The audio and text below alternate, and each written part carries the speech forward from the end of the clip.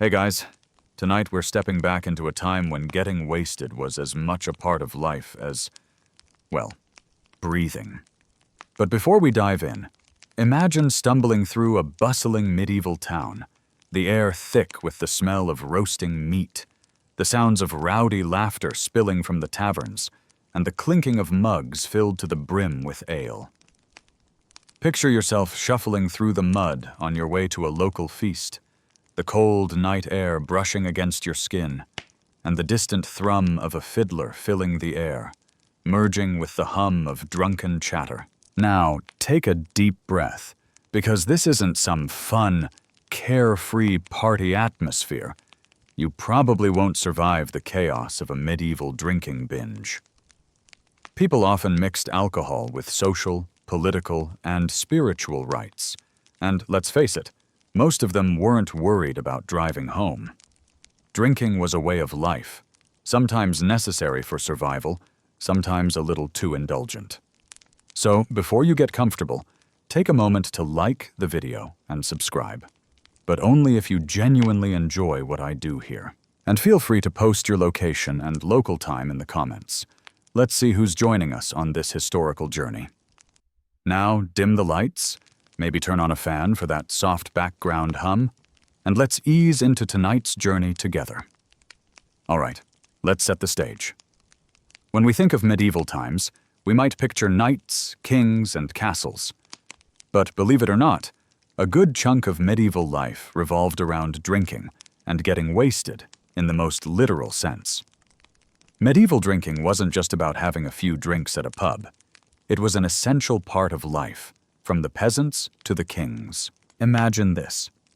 Every day, people reached for a tankard of ale instead of a glass of water. Why?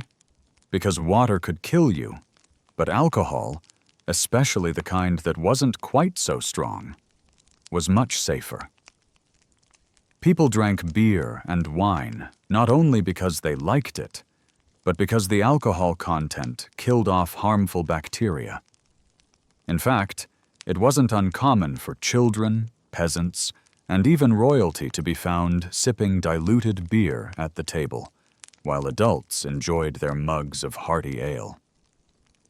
Drinking wasn't just an individual pursuit either. It was a social glue that bound people together. Whether it was in taverns, feasts, or simple gatherings, alcohol played a massive role in almost every interaction. When the workday was done, the tavern was the place to meet people, discuss the latest gossip, and find out what was really going on in the town. The social rituals around drinking were tightly woven into the fabric of daily life. You didn't just drink to get drunk, you drank to connect with others, to celebrate, to mourn, and even to resolve disputes. The role of alcohol wasn't just recreational, it was political, spiritual, and emotional. Historians still argue whether alcohol consumption was driven more by necessity or by the desire for recreation. But one thing's clear: it was central to social life. But it wasn't all about drinking for the sake of the people around you. Medieval drinking had a deeper connection to survival. Back then, alcohol wasn't just a source of inebriation, it was an essential part of their daily nutrition. Now, imagine this. You wake up, it's early morning, and you're feeling thirsty, but instead of reaching for a cold glass of water, you grab a jug of ale. Yes, the standard breakfast for many people would often be a mug of ale. Water wasn't trusted. It was often contaminated, or, simply put, unavailable in the same way we're used to today. The only reliable liquid was beer, which was brewed locally and could be consumed throughout the day. And this wasn't just a class thing. Peasants, tradesmen, and even the clergy all had access to some form of ale. Speaking of classes, this also reveals something interesting about medieval drinking culture. It didn't really matter whether you were a noble or a commoner, everyone drank. But the quality of what you were drinking, and how much of it, differed greatly. Nobles might have been indulging in wine, mead, or imported ale, while peasants were more likely to be sipping on something much weaker. Alcohol didn't just provide a buzz. It was a way of escaping the harshness of life, a way of making everything just a little bit more bearable. So, while drinking beer every day might sound like an odd habit to us, it was a necessary one for medieval folks to stay hydrated and healthy. The idea of getting wasted wasn't quite the same as it is today either. When we think of excessive drinking today, we often think of getting drunk at a party or downing shots with friends. But back in the medieval era, people didn't just drink for fun. They drank for warmth, health, and community. Getting wasted often occurred in the context of a larger social or religious gathering. After a long day of hard labor or religious observance, people gathered around the table to share a meal, celebrate victories, or appease their gods. And yes, sometimes things got out of hand. But here's the thing. Medieval drinking wasn't all fun and games. It could lead to trouble. Overindulgence in alcohol wasn't just a personal issue. It had a way of spilling over into public life. People's tolerance for alcohol varied greatly, and those who could hold their liquor were often celebrated, while those who couldn't had a tendency to create chaos. Rowdy brawls, public shaming, and even disputes over land and money were sometimes settled after a few too many drinks. In fact, some laws were passed specifically to keep excessive drinking in check. But who were the laws really for? Historians still argue whether alcohol was more a tool for control or a necessary escape from a hard life, especially when it came to the masses. Alcohol also had its dark side, something that not everyone liked to talk about. We've all heard about those medieval knights or kings who were perhaps a little too fond of their wine goblets. But it wasn't just the wealthy who had a drinking problem. Tavern fights were common, and so were public disturbances that often escalated after a few too many pints. And while these feasts and gatherings were meant to foster goodwill and celebration, they could quickly turn into violent altercations. There was a certain viciousness that could develop after people had too much to drink, especially when alcohol and feasting mixed with intense emotions. But at the same time, alcohol helped forge alliances and strengthened bonds, even among rivals. Historians still argue whether medieval drinking created more unity or division, but it's clear that alcohol played a significant role in shaping power structures. So next time you raise your glass, think about how the humble act of drinking is tied to centuries of tradition. Medieval drinking wasn't just about getting drunk or having fun. It was about survival, connection, and even politics. The next time you hear someone say, "Let's hit the pub," you can almost imagine them in a medieval tavern, feeling the same way people did hundreds of years ago. Maybe things haven't changed all that much after all. Now that we've set the stage, let's talk about why alcohol was so deeply embedded in medieval life. The simple answer? It was essential. The Middle Ages were far from the clean, sanitary world we live in today. Without the luxury of modern filtration or refrigeration, the quality of drinking water was often questionable at best, and downright dangerous at worst. So what did people do to stay hydrated and healthy? They drank alcohol, but not just any alcohol. Think of weak beers, meads, and wines that had a much lower alcohol content than the drinks we're familiar with today. Water, in medieval times, was not the refreshing, thirst-quenching beverage we consider it to be. Instead, it was often contaminated with bacteria, sewage, or other impurities, making it a risky choice. Because the process of brewing beer involved boiling the ingredients, alcohol became a much safer option for hydration. In fact, people didn't just drink alcohol for its taste or its social qualities. They drank it because it was, quite literally, safer than the alternatives. Beer was a reliable, safe option for families, children included. Yes, that's right. Children drank diluted beer. Now you might be wondering how diluted beer could even count as a drink for kids. Well, the answer lies in the alcohol content, which was quite low by today's standards. In the medieval world, the alcohol content of beer was anywhere from 1% to 4%, which is roughly the same alcohol percentage as modern-day light beer. This weak beer was a mainstay in every household, and it was consumed throughout the day. It wasn't just a drink of choice at meals, it was the primary liquid people drank. You wouldn't see a medieval family pouring themselves a glass of sparkling water or even plain old tea. Ale was a dietary staple. Peasants, the lower class, would often brew their own beer. They'd make a rudimentary version using basic grains like barley, oats, and sometimes rye.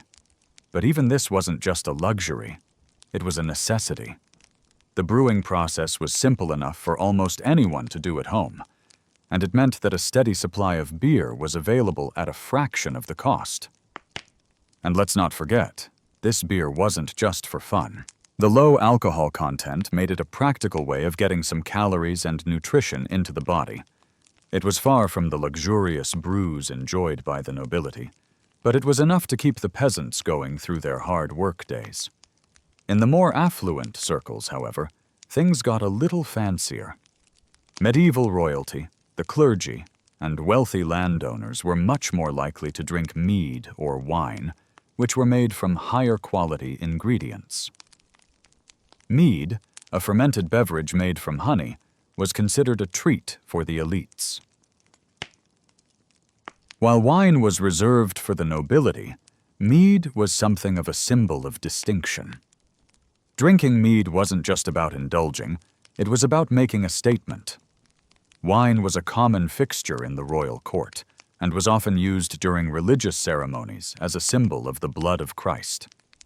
But even for the aristocracy, the main point was the social experience. Just like the peasant with his ale, the nobleman's glass of mead or wine wasn't merely about drinking. It was about participating in a broader cultural and social fabric. The role of alcohol in these gatherings wasn't just about what was drunk, it was about the meaning attached to it.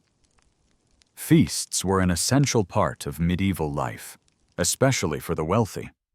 A feast wasn't just a meal, it was a chance for nobles to show off their status and wealth. And alcohol was central to this. Wine, mead, and exotic ales were often poured in copious amounts at these lavish events.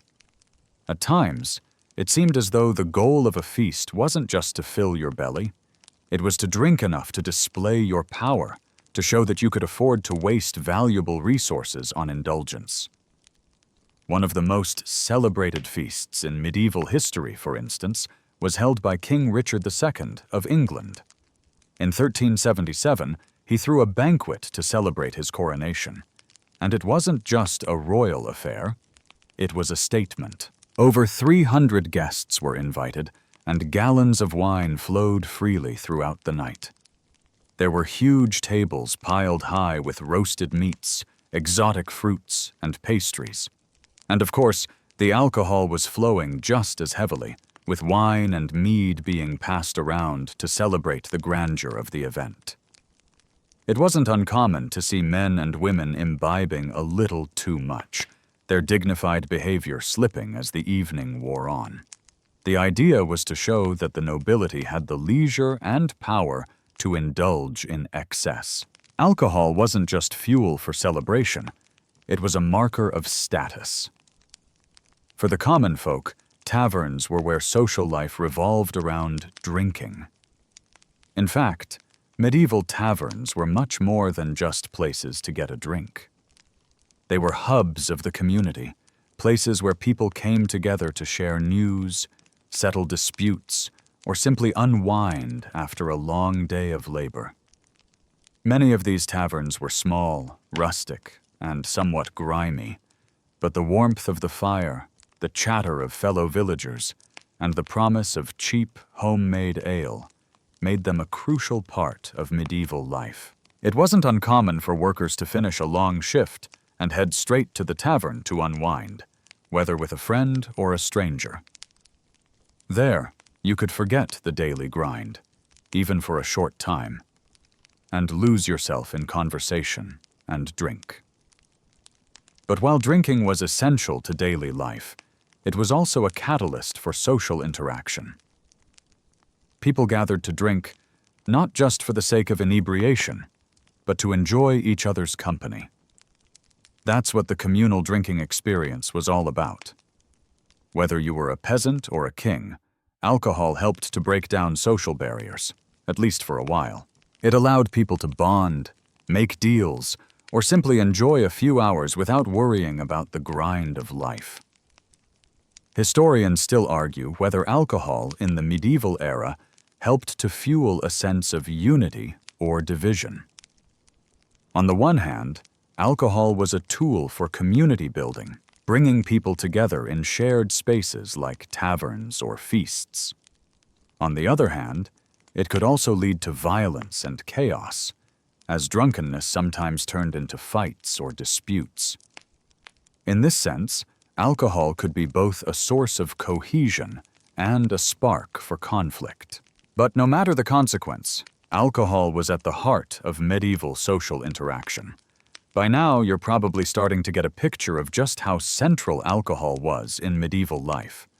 But let's dig a little deeper into what people were actually drinking and how these beverages played a massive role in social and political life. Mead and ale were two of the most common drinks in the medieval world, and these weren't just any casual beverages.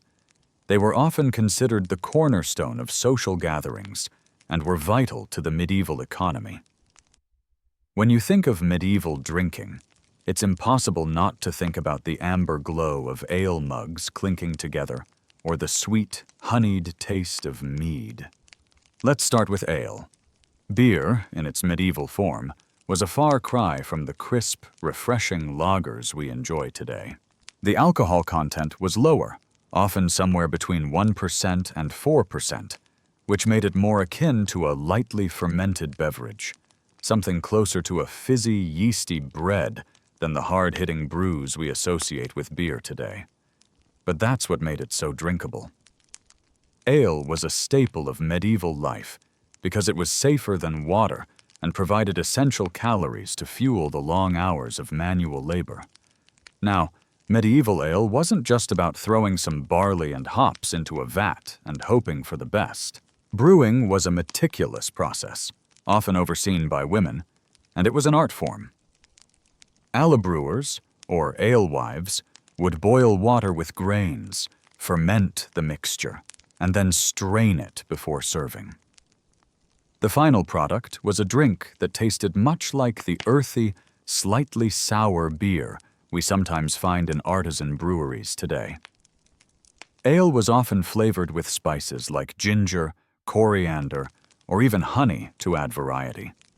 But no matter what the specific recipe, it was a drink made to be consumed in vast quantities, and it was something that people of all social classes enjoyed. Ale wasn't just about staying hydrated, though.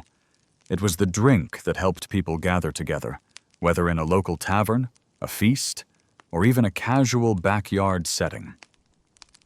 Every aspect of medieval life seemed to revolve around this humble brew. For instance, in rural areas, people would often brew their own ale, and the beer would be relatively weak, but that didn't stop people from drinking it all day. And this wasn't just for personal consumption. Drinking ale was a communal activity. If a farmer invited a neighbor over for a chat, it wasn't just water and bread on the table. It was ale. Served in mugs or horns, the drink of friendship and camaraderie. Then, we have mead, a drink that was especially beloved by royalty and the higher classes. Mead is made by fermenting honey, and its sweetness made it a luxury item in the medieval world. In fact, mead was often considered the drink of the gods in Norse mythology, and for good reason. It was rare and expensive, something only the wealthy could indulge in regularly. In the royal courts of Europe, Mead was used to celebrate important events, such as weddings or military victories, and served as a symbol of wealth and status. Mead was also a drink steeped in tradition. The act of drinking mead wasn't just about consuming alcohol. It was a social ritual. Guests at feasts would often be served large goblets of mead as a sign of hospitality and respect. It was a drink tied to celebration, and it was used to mark the most important occasions in the lives of the noble classes. You could think of it as the medieval equivalent of popping open a bottle of champagne to ring in a new year or celebrate a milestone. Historians still argue whether mead was primarily reserved for the nobility, or whether it was also enjoyed by common folk on special occasions. Some suggest that mead was so expensive and rare that only the elites could afford it regularly. But others argue that mead, like ale, found its way into the hands of the lower classes at times of feasting. Either way, there's no doubt that mead, with its smooth sweetness, played a major role in the extravagant meals and revelry that marked the high points of medieval life. But the brewing process wasn't the only thing that set these drinks apart. There was also the question of how alcohol was consumed. You see, drinking wasn't just about the alcohol itself, it was about the experience. Feasts were a prime example of this. When nobles threw banquets, alcohol flowed freely, but it wasn't just about getting drunk. Alcohol was part of the ceremonial experience. Wine was used in toasts, and it was common to make grand speeches while raising a glass. The wine wasn't necessarily the highest quality, but the act of drinking was what mattered. It was a way of marking an occasion, of showing off wealth, and let's face it, indulging in a little excess. Noble feasts were often times of tremendous decadence, with whole animals roasted on spits and rich wines poured into golden goblets. As guests reclined on benches or cushions, enjoying the feast, the drinking continued. The consumption of alcohol at these feasts wasn't just casual, it was a way to display one's wealth and position in society. A king or lord who threw a grand feast wasn't just trying to satisfy his guests' hunger, he was solidifying his place in the social order. Alcohol was the perfect tool for this display. The more lavish the spread, the more alcohol that was consumed, the greater the prestige that was associated with the event. Even at these lavish feasts, though, the drinking wasn't always done with dignity. In fact, sometimes the revelry would get out of hand. The combination of alcohol and exuberant guests led to some truly wild parties. Men and women, the rich and poor alike, would sometimes lose themselves in the haze of mead and wine. Violence could erupt, often in the form of drunken brawls, and the poor might take advantage of the festivities to steal from the table. And while the hosts often tried to maintain decorum, it was easy for things to get out of hand. But even in these moments of excess, the drinking served a social purpose. It was a way of bringing people together, of breaking down barriers between the classes, even if just for a night. The commoners and nobles who sat together at these feasts may have been divided by their wealth, but alcohol had a way of temporarily erasing those differences.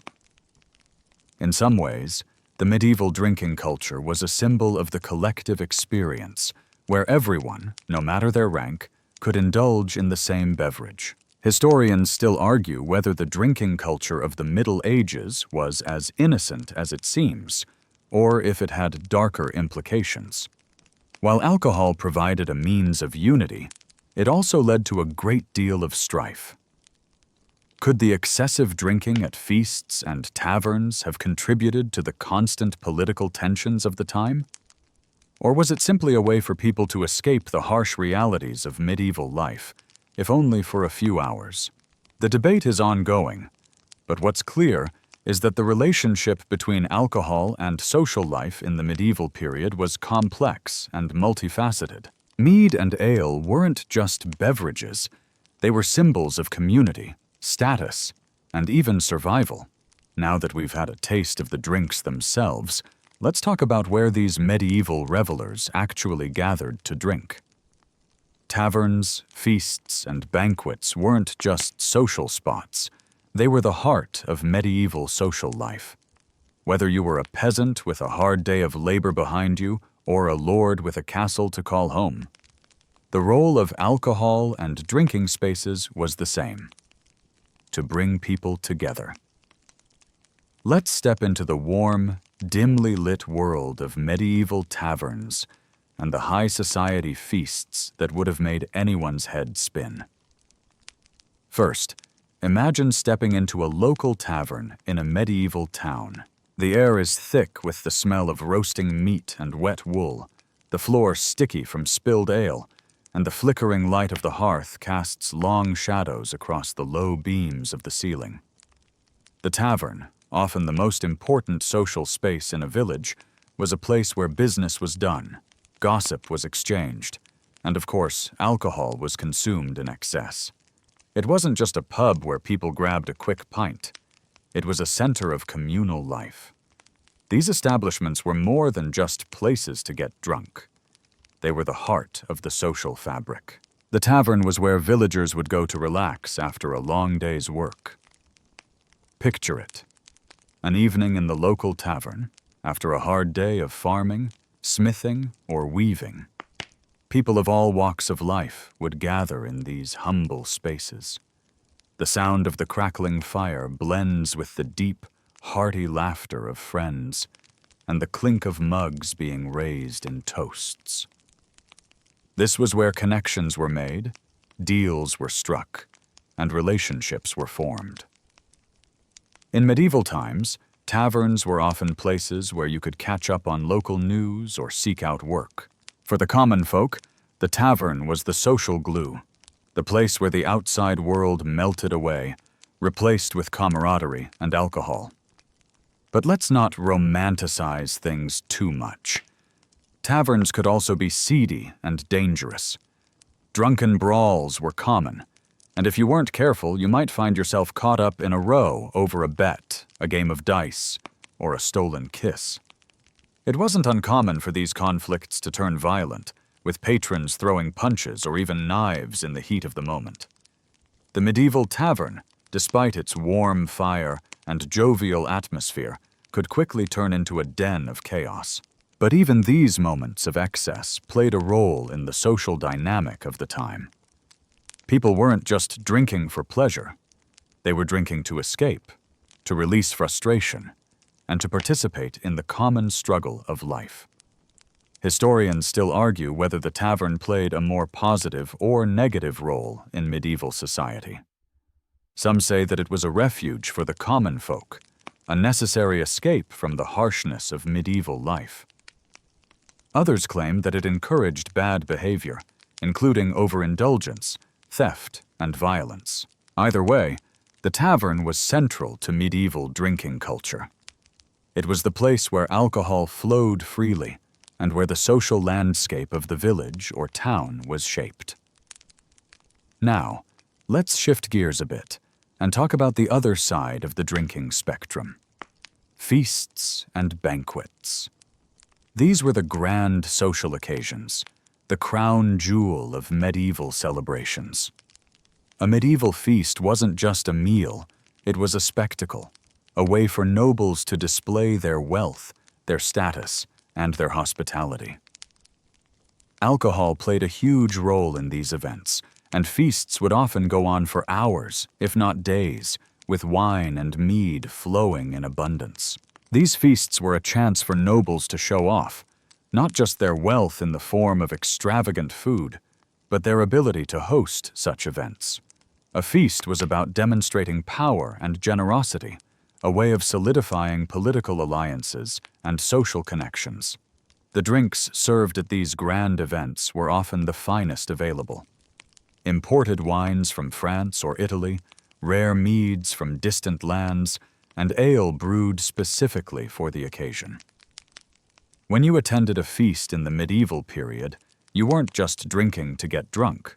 You were drinking to celebrate, to show your worth, and to be seen by your peers. And it wasn't just about the alcohol. Feasts were often structured events, with toasts, speeches, and formal rituals surrounding the consumption of alcohol. Wine was raised to honor kings and gods, and toasts were made in the name of the host's health and success. Drinking wasn't just a passive activity at these gatherings. It was part of a larger ritual of celebration. People would make speeches, tell stories, and perform songs to accompany the drinking. The feast itself was a kind of performance, and everyone, from the lowliest servant to the highest noble, had a role to play. But even in the most lavish feasts, alcohol could lead to chaos. After all, what's a party without a little bit of drama? At these grand banquets, it wasn't unusual for drunken guests to lose their composure, leading to arguments or physical altercations. In fact, some of the most famous medieval feasts have stories of drunken debauchery and even violence. It wasn't uncommon for a bit of drunken rivalry to lead to a scuffle, sometimes escalating into a full-blown brawl. This is why medieval feasts, while glamorous, were also known to be a little dangerous. Alcohol, after all, lowers inhibitions, and even a high-born knight, or lord, wasn't immune to its effects. Even with the potential for trouble, feasts were a major part of the medieval drinking culture, a space where the importance of alcohol as a social and political tool was on full display. The line between socializing and overindulgence was thin, and often that line was crossed. But the drinking was always purposeful. It wasn't just about getting drunk. It was about displaying power, forging alliances, and showing one's ability to indulge in the finer things in life. The debate continues among historians about the role of alcohol in these gatherings. Was it merely an indulgence, or was it a political tool used to maintain power and influence? Did alcohol fuel the social cohesion of medieval society, or did it contribute to the excesses and eventual downfall of many medieval rulers? As always, the answer is probably somewhere in between. What's certain, though, is that drinking in medieval times was about more than just satisfying thirst. It was a carefully constructed social event, a ritual that spoke to the deeper structures of medieval life. Now that we've explored the bustling taverns and extravagant feasts, let's take a look at the darker side of medieval drinking. It's easy to imagine alcohol as a tool for socializing and relaxation. But in the medieval world, overindulgence often led to more serious consequences. In a society where life was hard and people didn't have many outlets for frustration, alcohol became both a form of escape and a potential source of chaos. There were hangovers, fights, legal trouble, and sometimes the involvement of the church. And no one was immune from the effects. Medieval hangovers weren't quite the same as the ones we suffer from today, though the agony of a pounding head and the desperate need for water would likely feel familiar. The problem with medieval hangovers wasn't just that people got too drunk at feasts or tavern gatherings. It was that their alcohol had a much higher level of impurities than we'd find in modern drinks. Without the distillation processes we rely on today, people often drank alcohol that contained an excessive amount of yeast, bacteria, and other contaminants that could wreak havoc on the body. The result? Awful headaches, upset stomachs, and dehydration. Basic hangover symptoms that medieval drinkers likely experienced with alarming frequency. But it didn't stop there. Alcohol consumption in the medieval period was often connected to more dangerous behaviors, including violence. As alcohol flowed freely at social gatherings, people often became rowdy. In fact, drunken brawls were a regular part of medieval life, particularly in taverns. With the lack of modern police forces, it wasn't unusual for fights to break out over minor slights, miscommunications, or just sheer drunken aggression. Disputes that would have otherwise been ignored or settled peacefully could escalate when fueled by too much alcohol. And those who were involved in the fighting weren't just peasants. The wealthy and noble classes were no strangers to disorderly conduct after a few too many goblets of wine. Historians still argue whether alcohol played a more disruptive role in society or helped smooth over the tensions inherent in a feudal system. Some suggest that drinking encouraged violence and social breakdown, while others argue that alcohol helped to maintain a certain level of social cohesion. What we do know for sure is that excessive drinking was often directly tied to violence and conflict, especially when combined with the high stakes of medieval life. It was a volatile combination, a society steeped in political instability, class divisions, and an over-reliance on alcohol as a means of coping. One of the more interesting aspects of medieval drinking culture was how it interacted with the law. Medieval laws often restricted drinking and its excesses. In fact, there were rules governing tavern behavior, especially in towns and cities. The church, which held immense power in the medieval world, often took a strong stance against excessive drinking, viewing it as sinful behavior. Priests and monks, who were expected to live by a strict moral code, often condemned the overindulgence that was common in the taverns. But here's the thing. Alcohol wasn't only condemned by religious figures. It was also regulated by secular authorities, with laws designed to prevent drunkenness, fights, and other social problems caused by alcohol. However, these laws were difficult to enforce, and often local authorities simply looked the other way. One famous example of alcohol regulation comes from the 14th century, when King Edward III of England passed laws forbidding drinking at night. He feared that tavern-goers would become too rowdy and disruptive during the dark hours, when criminal activity was more likely to occur. But while some laws were more about protecting the public from violence, others focused on restricting excessive drinking for purely moral reasons. The church, in particular, preached temperance, encouraging people to drink in moderation and to abstain from drinking excessively during Lent or other religious observances. Still, the temptation of alcohol and its central role in medieval life made it difficult for these moral codes to stick. While some people undoubtedly adhered to the church's teachings, many were drawn to the warmth and comfort alcohol provided in a difficult and dangerous world. For the common folk, drinking could result in legal consequences if they drank too much and caused problems in public. Drunkenness in the streets could lead to fines, imprisonment, or even physical punishment. And in a world where survival was often a struggle, any offense that could bring legal or social punishment was taken seriously. These fines were particularly harsh on peasants, who didn't have the luxury of wealth to soften the blow. And for those who got into trouble for being too drunk, it wasn't just about being punished for the crime itself. It was about being seen as a threat to public order. Drunkenness was not only a personal failing, but a social one, something that could destabilize the community if left unchecked.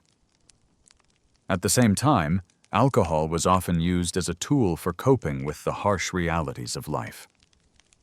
Medieval society was rife with illness, death, war, and famine. People drank to forget their troubles, to alleviate the pain of loss, or to simply endure the grueling demands of daily life. For many peasants, life was a constant struggle for survival, and alcohol provided a brief respite from the brutal grind of existence. It allowed them to find comfort, even in the face of overwhelming adversity. In a sense, it was a form of emotional medicine. Historians still debate whether alcohol was an escape from reality or a coping mechanism that allowed people to endure a difficult life. Either way, it was a necessary part of life for many medieval people, and the social and legal consequences of excessive drinking reflected just how integral it was to their survival. But it wasn't just the poor who suffered the consequences of drunkenness. The nobility, who indulged in more expensive, higher-quality alcohol were just as prone to drunken behavior. While their alcohol might have been more refined, their indulgence in it was no less reckless. After all, kings, queens, and lords had their fair share of excess, and drunkenness in the royal court was not an uncommon sight. Monarchs, knights, and noblemen sometimes went beyond simply drinking to excess.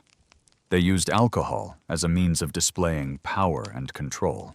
Large banquets, endless cups of wine, and the ability to drink lavishly were all part of the noble class's need to demonstrate their dominance. But with that power came the potential for disorder. Courtly brawls, disputes, and even political intrigues were often fueled by the very alcohol that was supposed to reinforce social order. In the end, medieval drinking wasn't just about fun. It was about survival, escape, and identity. While alcohol played a central role in bringing people together, it also had a darker side, contributing to violence, disorder, and moral decay. The line between celebration and excess was thin, and often that line was crossed. As we continue exploring the role of alcohol in medieval life, it's important to take a look at how drinking was tied to ritual and status, particularly during the grand feasts and official banquets that were as much about politics as they were about revelry. These events, especially among the nobility, weren't just an excuse to indulge. They were meticulously planned social and political events. The consumption of alcohol was a key part of this, as it served to solidify relationships, forge alliances, and display the wealth and power of the host. Feasts were more than just opportunities for eating and drinking. They were carefully orchestrated displays of status, a way for noble families to reinforce their positions in the feudal hierarchy. And at these grand occasions, alcohol wasn't just a side note. It was a central feature of the event. The finest wines, the most expensive meads, and the strongest ales were brought out in abundance. The host would often serve alcohol first, to set the tone for the evening, and allow the guests to settle into the convivial mood that alcohol brought. Think about it. What would a banquet be without the celebratory clinking of goblets or the ceremonial toasts that marked the beginning of a meal? In these formal settings, drinking wasn't just about getting drunk. It was about participating in a shared experience of wealth and luxury. The more lavish the drinks and the finer the quality, the more impressive the host's generosity and standing. After all, medieval feasts were not only about food and drink, they were also about political maneuvering. A well-executed feast could shift allegiances, form partnerships, and solidify one's position within the network of lords, knights, and vassals. By offering guests wine from a distant land or the best ale from their own personal breweries, hosts could showcase their influence and affluence. Alcohol was a currency in the medieval world, a way to display one's power. But alcohol was also bound to specific rituals. The act of drinking, particularly in a formal context, had its own set of rules. The toasts were carefully structured, often beginning with one to the health of the host or the king. From there, the wine or mead would be passed around, and guests would participate in the act of toasting one another. The manner in which these toasts were performed could set the tone for the entire event. A poorly timed or inappropriate toast could result in political embarrassment, while a well-executed toast might secure someone's favor and future support. But what happens when a few too many toasts are raised, and the evening begins to veer into the territory of overindulgence? While alcohol at feasts was certainly a marker of social and political life, it also introduced a certain level of chaos. When you mix powerful lords, the finest drinks, and a bit too much enthusiasm, you sometimes end up with more than just the camaraderie and political deals you might expect. Alcohol had a way of breaking down barriers, even among the highest ranks of society, and things could get messy fast. Historians still debate whether the drinking rituals at these feasts helped reinforce political structures, or if they acted as a kind of social equalizer. On one hand, the shared experience of drinking together might have solidified alliances and reinforced social hierarchies. On the other hand, alcohol often led to indiscretions, leading to public humiliation, unguarded secrets, or, at the very least, embarrassing social faux pas. And while it's true that the act of drinking together forged alliances, it's just as true that a little too much wine could dissolve those same alliances in an instant, leading to brawls, insults, or even dramatic political shifts. But the role of alcohol wasn't just about excess at these feasts. The rituals surrounding alcohol consumption were also meant to foster a sense of unity among the participants. The shared act of raising a glass, making a toast, and drinking together was a way to promote a sense of community and mutual respect. Think about the way a toast works today. It's a way of bringing people together, of marking a significant moment.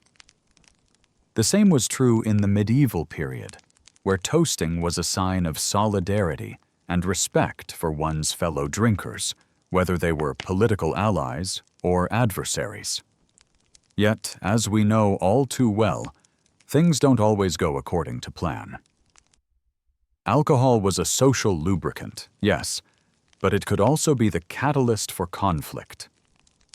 Medieval feasts, especially those with the highest-ranking nobility, were often marked by rivalry and tension. These events were about much more than simply breaking bread together. They were about power plays, alliances, and negotiations that could change the course of history.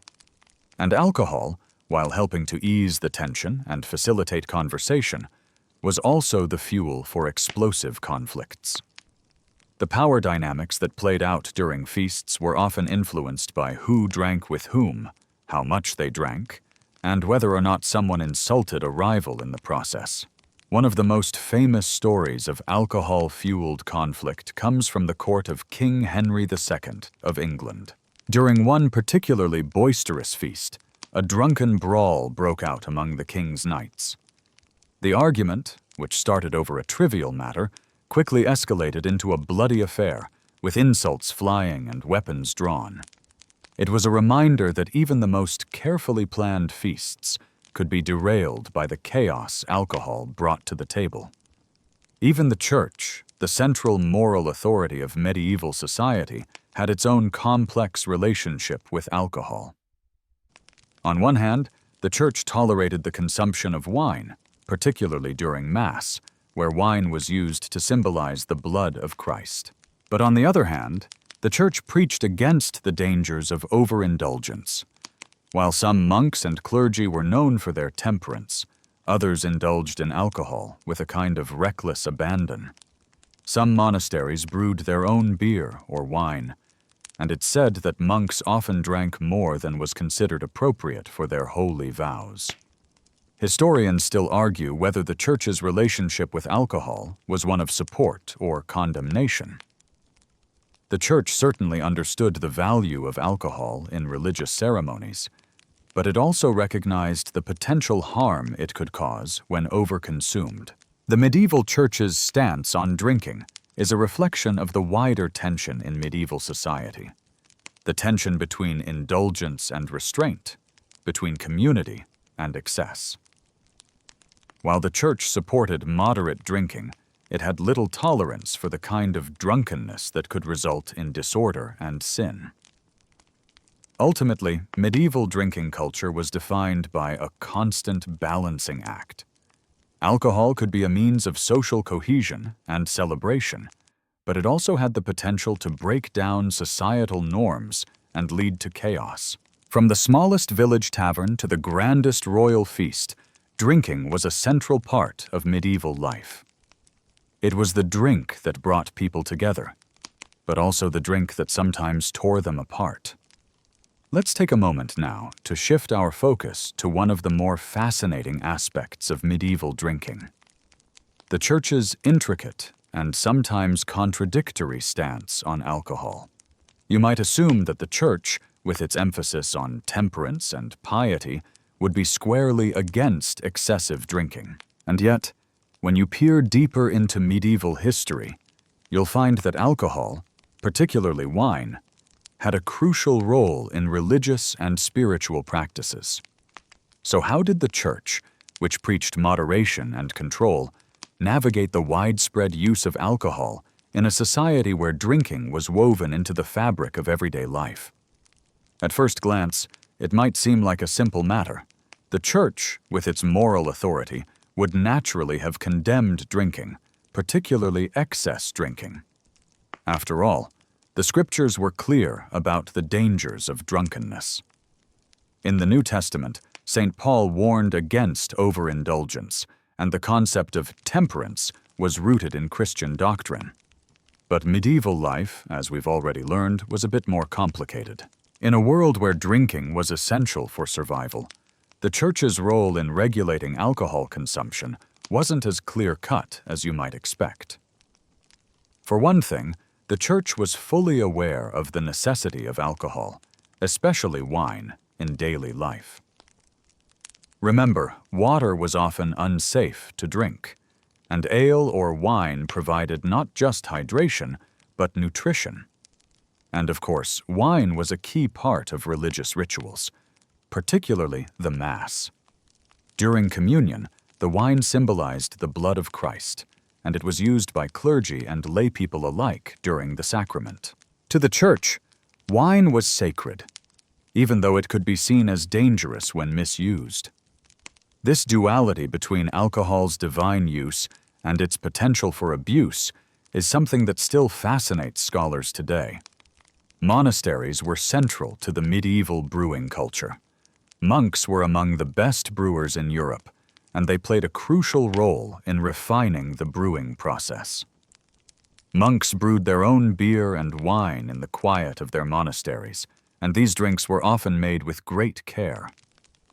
They were considered purer and more refined than the beer brewed by peasants or common tavern keepers. Monasteries often sold this alcohol to the public, providing a safe and reliable source of beverage for those who might not otherwise have access to potable drinks.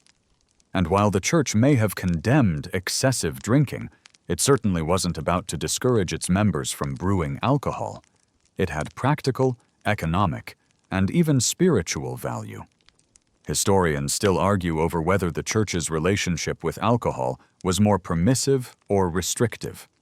On one hand, the Church endorsed wine in religious contexts, and many of its clergy, especially monks, drank wine regularly. On the other hand, the Church was adamant about avoiding drunkenness. Excessive drinking, or gluttony of the spirit, as some theologians called it, was still considered sinful, and those who were caught in the act of public drunkenness could face penance or punishment. There were even sermons dedicated to warning people about the dangers of too much wine, cautioning that it could lead to moral degradation, family strife, and even violence. This tension between moderation and indulgence is something that became especially clear during feasts and public celebrations, where alcohol played an important role. At feasts, alcohol was used not just to celebrate, but also to signify the host's generosity. The Church understood this social function, but it also recognized the potential for excess. In fact, the Church sometimes tried to curb the excesses of feasting by regulating the times of year when large public feasts could be held.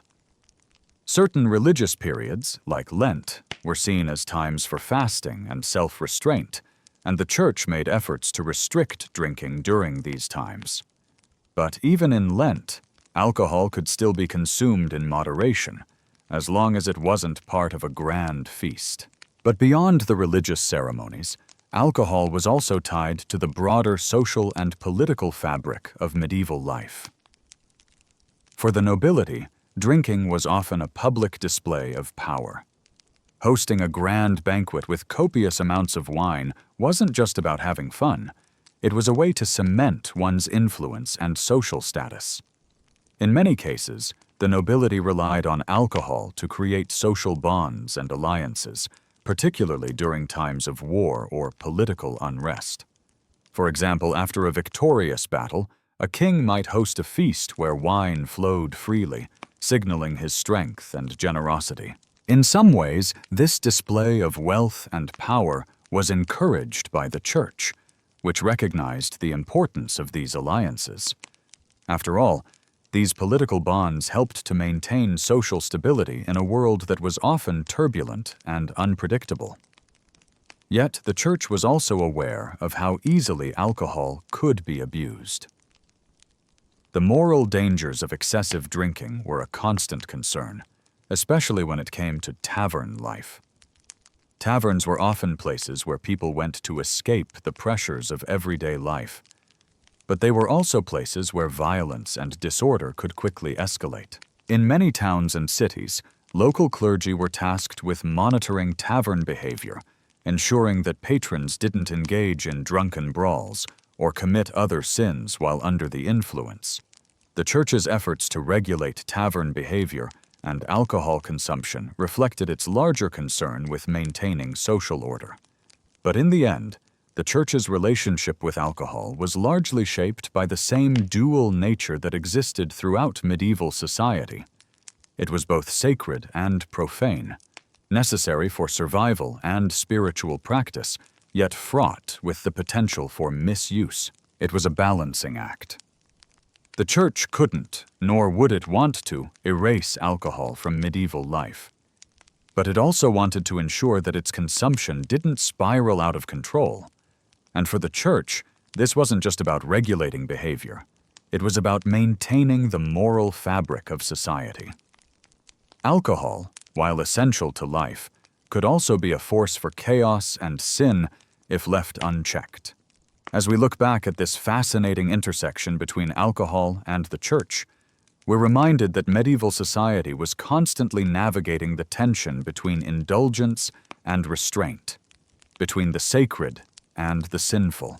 The church, for all its condemnation of drunkenness, understood that alcohol was deeply embedded in the daily life of medieval people. And while it tried to regulate the worst excesses, it could never fully separate itself from the role that alcohol played in both the mundane and the divine aspects of life. Alcohol, in all its forms, was here to stay, for better or for worse.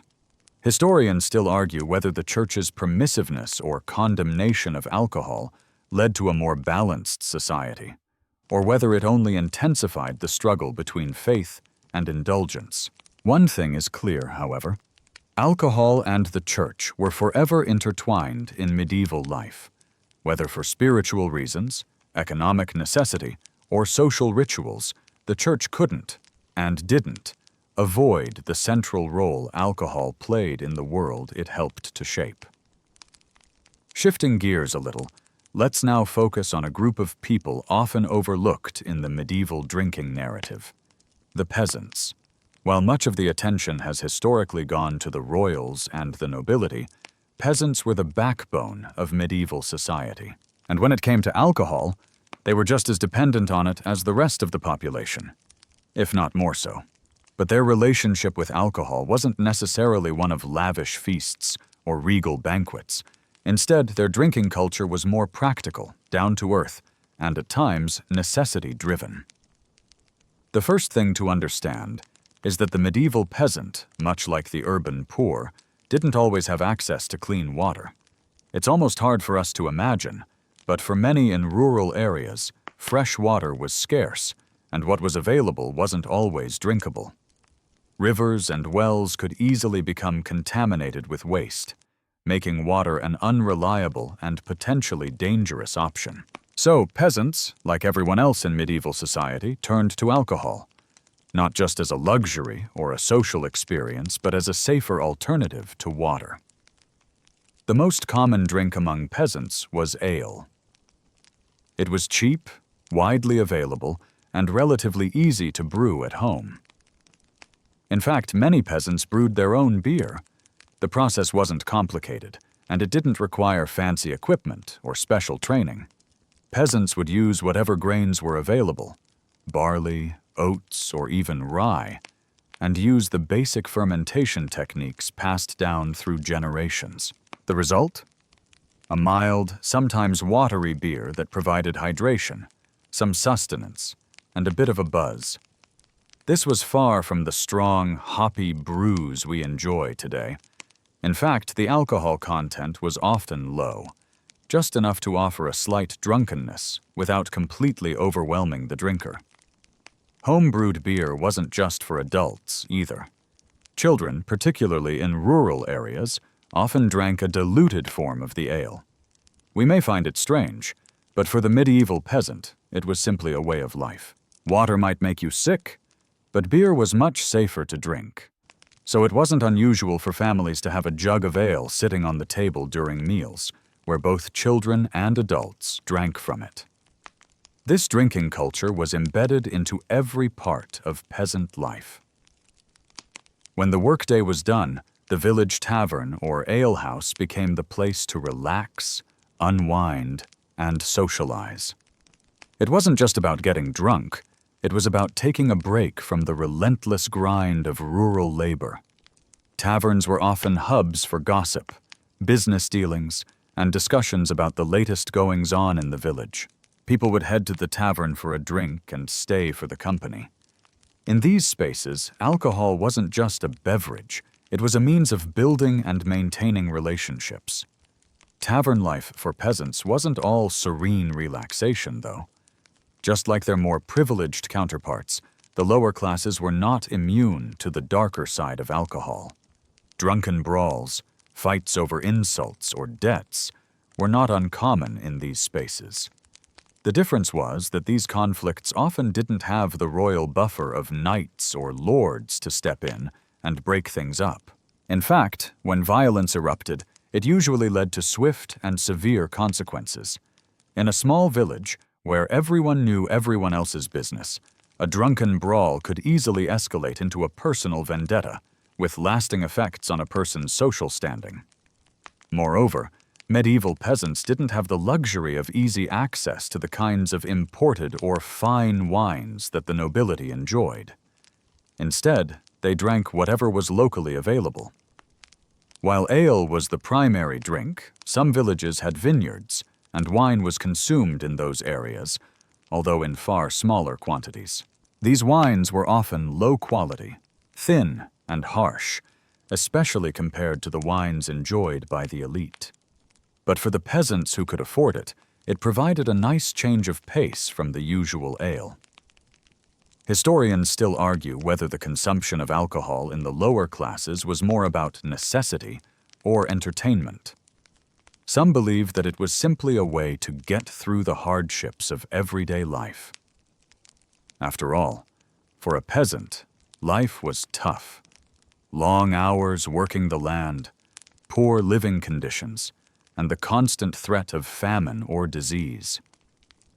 Alcohol provided a way to take the edge off and forget the struggles for a while. Others argue that alcohol was essential to socializing and bonding in tight-knit communities, offering a way to release tension and foster connections. In addition to alcohol's social value, it also had a medicinal aspect for peasants. With limited access to modern medicine, many people relied on alcohol as a form of self-medication. If someone had a headache, a sore throat, or even an injury, alcohol was often the remedy of choice. Some of the more potent brews were believed to have healing properties, or at least they served as a numbing agent for pain. Infusions of herbs, spices, and even roots were sometimes added to alcohol, creating homemade remedies that combined both the medicinal and intoxicating effects. In this sense, alcohol served multiple roles in peasant life. It was both a beverage, a social tool, and occasionally, a medicine. Despite the widespread use of alcohol, the lower classes did not always have the freedom to indulge without consequence. Local authorities were well aware of the potential for chaos, especially in the small villages where public drunkenness could disrupt the entire social order. Laws against excessive drinking, public intoxication, and tavern brawls were common. Those who overstepped the mark, whether through drunken behavior, violence, or misbehavior in the tavern, could face punishment, often in the form of fines or physical penalties. Even so, the penalties for drunkenness were rarely enforced as strictly as those for other crimes. In many cases, local authorities tolerated drunkenness to a degree, recognizing that the communal aspect of drinking helped maintain social stability. The peasants' relationship with alcohol, therefore, was a mixture of necessity and socialization. It was about survival as much as it was about enjoyment, a way to stay hydrated in a world where clean water was scarce, and a way to bond with others in a society where community ties were essential for survival. Historians continue to debate whether the drinking habits of peasants were simply a product of their environment, or whether they were a form of passive resistance against a harsh, demanding world. Whatever the case, one thing is clear: alcohol played a vital role in the everyday lives of the common folk, from the moment they woke up to the moment they went to bed. Shifting our focus now to the nobility, we find a vastly different drinking culture, one defined by excess, luxury, and political significance. While the peasant relied on alcohol to survive and socialize, the noble classes of medieval Europe used alcohol as a symbol of status, power, and control. They didn't just drink for hydration or relaxation.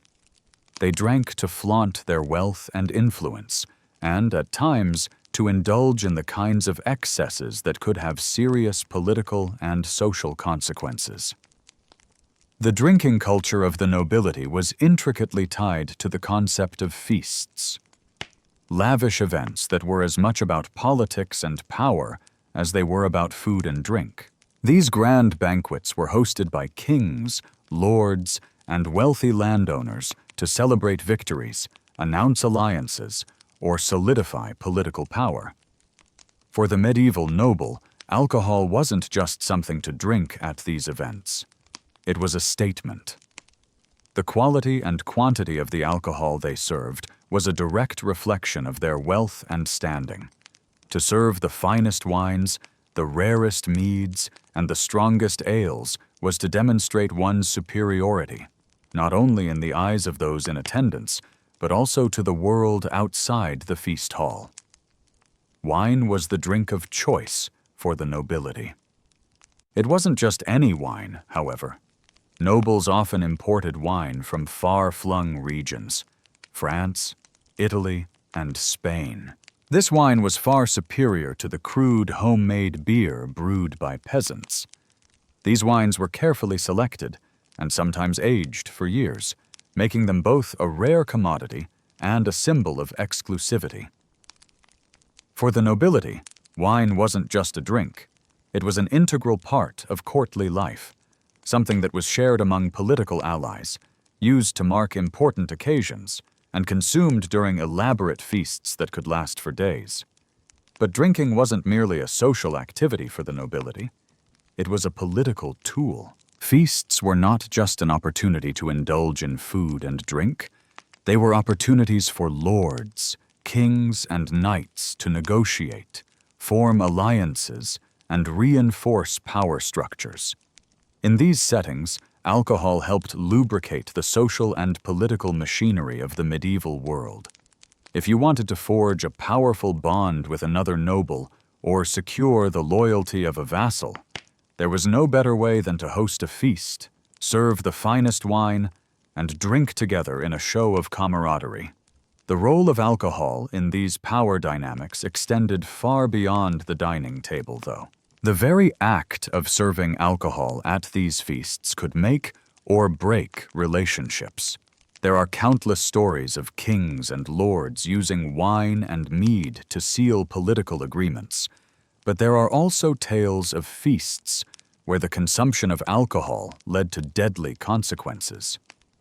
Drunken arguments, betrayals, and violence were not uncommon when powerful men, whose egos were as inflated as their purses, drank too much.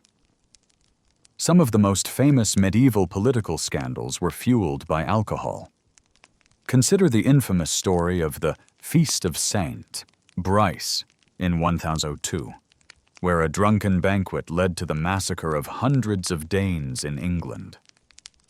Alcohol, in this case, wasn't just a social tool, it was a weapon, one that could be used to secure one's rule, or alternatively, destroy a rival.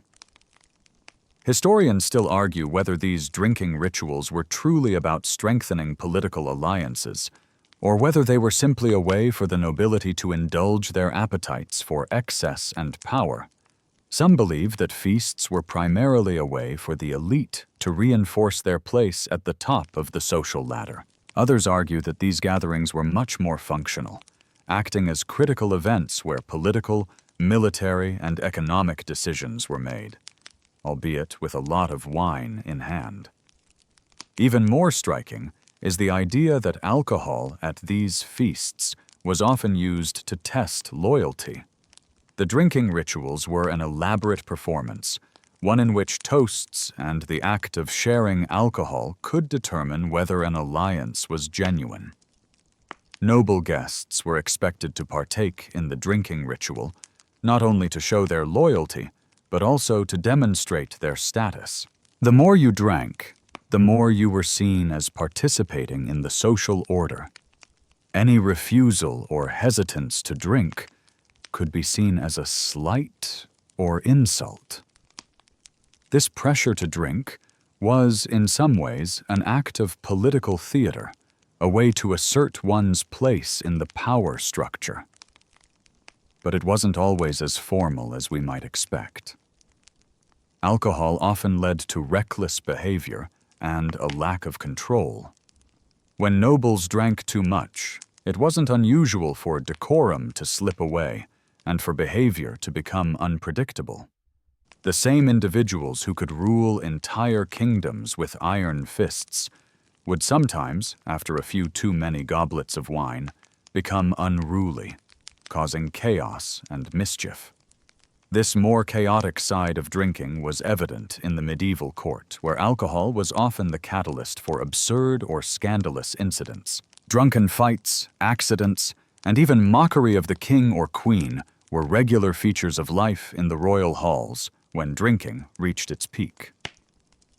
Nobles also had the financial means to drink in excess, with wine flowing freely from the best vineyards.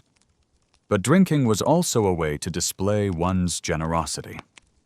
A lord who hosted a grand feast was expected to offer his guests plentiful amounts of wine, mead, and ale.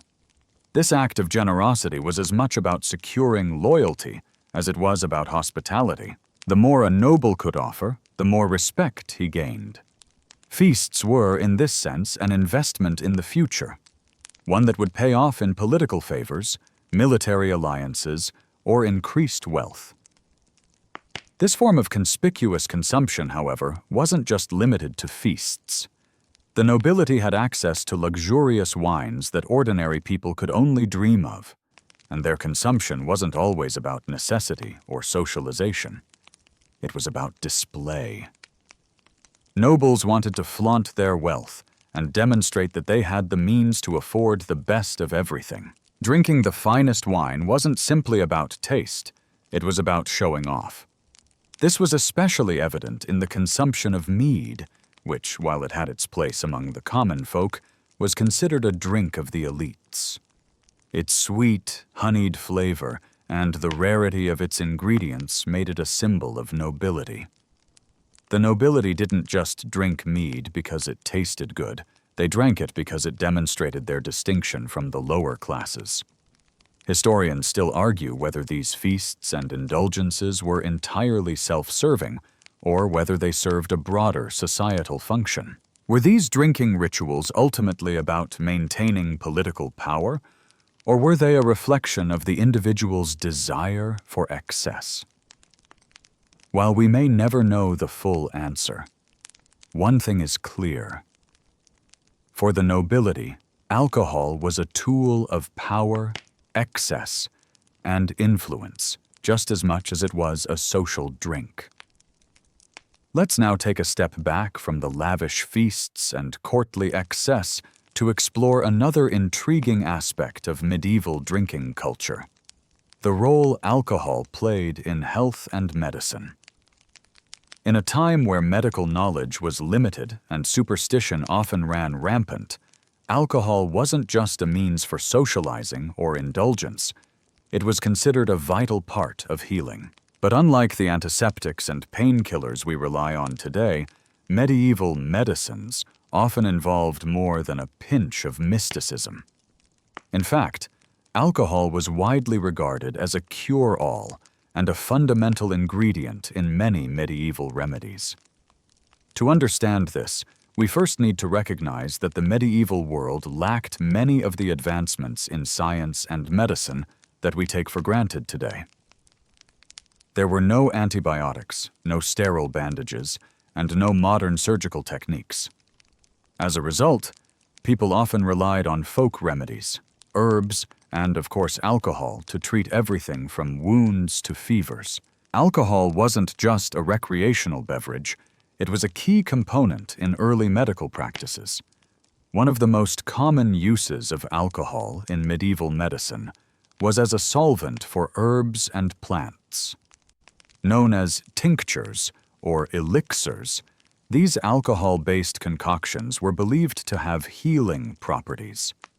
For example, a tincture made with alcohol and herbs like lavender, thyme, or rosemary was thought to help treat digestive problems, headaches, and even stress. Alcohol helped to extract the medicinal properties from plants, allowing them to be consumed more easily and in concentrated forms. These tinctures could be taken as a form of liquid medicine, mixed with water or honey, or applied directly to wounds to help with pain relief and healing. Alcohol was also commonly used to treat infections. While it's hard for us to imagine, many medieval people didn't understand germs or bacteria in the way we do today. Instead, they relied on alcohol's antiseptic qualities to disinfect wounds and prevent infection. If someone was injured in battle or during their daily work, alcohol was often poured over the wound to cleanse it. Alcohol-based treatments were also used to clean surgical instruments, though it's worth noting that medical procedures in the medieval period were far from sterile by modern standards. A medieval remedy for fever might have involved drinking wine mixed with a variety of herbs, while a cough could be soothed with mead or ale blended with medicinal roots. While we now know that many of these remedies weren't particularly effective, the belief that alcohol had healing powers was widespread. It wasn't uncommon for medieval healers to administer alcohol as a form of pain relief, even though they didn't have a full understanding of its effects on the human body. Interestingly, alcohol also played a role in some medieval surgeries, though the use of alcohol for anesthesia was far from ideal. The notion of using alcohol to numb the body was known, but it was usually reserved for relatively minor procedures or for those who couldn't afford more sophisticated treatments. It wasn't uncommon for medieval patients to drink heavily before undergoing surgery, partly to ease their nerves, and partly because it was believed to lessen the pain. While this practice didn't have the same numbing effects that modern anesthesia does, alcohol did provide some degree of relief, and it was far better than nothing at all. For the wealthy, these alcohol-based treatments were often part of a larger, more sophisticated approach to health. Physicians who catered to the upper classes had access to more refined recipes, some involving high-quality wine or rare herbs. These treatments were often seen as a sign of wealth, as the finest ingredients were reserved for those who could afford them. A nobleman might drink a carefully crafted elixir made from wine, honey, and exotic herbs as a way to promote longevity or prevent illness. For the lower classes, however, the use of alcohol in medicine was more about practicality. Ale or mead might be mixed with whatever herbs were available, and alcohol's role in healing was part of everyday life. Historians still debate the effectiveness of these medieval medical practices. Were these alcohol-based treatments more about superstition than science? Or did they offer some real relief, even if the understanding of why they worked was lacking? In many ways, alcohol acted as a placebo, offering comfort and the belief that a remedy could be found. The psychological power of belief, combined with the physical effects of alcohol, likely provided some sense of relief to those who relied on these remedies. The role of alcohol in medieval health wasn't just confined to personal remedies, though. Alcohol-based medicines were sold in markets, and apothecaries and healers would offer tinctures, syrups, and potions to their customers. These medications were often sold alongside other herbal remedies, and it wasn't uncommon for people to consult an apothecary about what they could drink or apply to their wounds. In a way, alcohol served as an accessible and widely accepted form of healthcare. It was inexpensive, easy to make, and could be adapted to suit different ailments. It's important to remember, though, that medieval medicine was filled with strange and sometimes nonsensical remedies. While alcohol was widely used, so were bizarre concoctions made from ingredients like powdered human skulls, crocodile dung, or bat wings. Medical knowledge was still rudimentary, and many remedies were based on ancient texts and superstitions rather than scientific evidence. Alcohol, though, remained a constant in these treatments, acting as both a medicinal agent and a cultural tool. What's perhaps most fascinating about alcohol's medicinal role is how it crossed social boundaries. Whether you were a peasant or a king, alcohol was accessible as a form of treatment. The same healing elixirs that were consumed by the wealthy were often brewed in humble homes and taverns.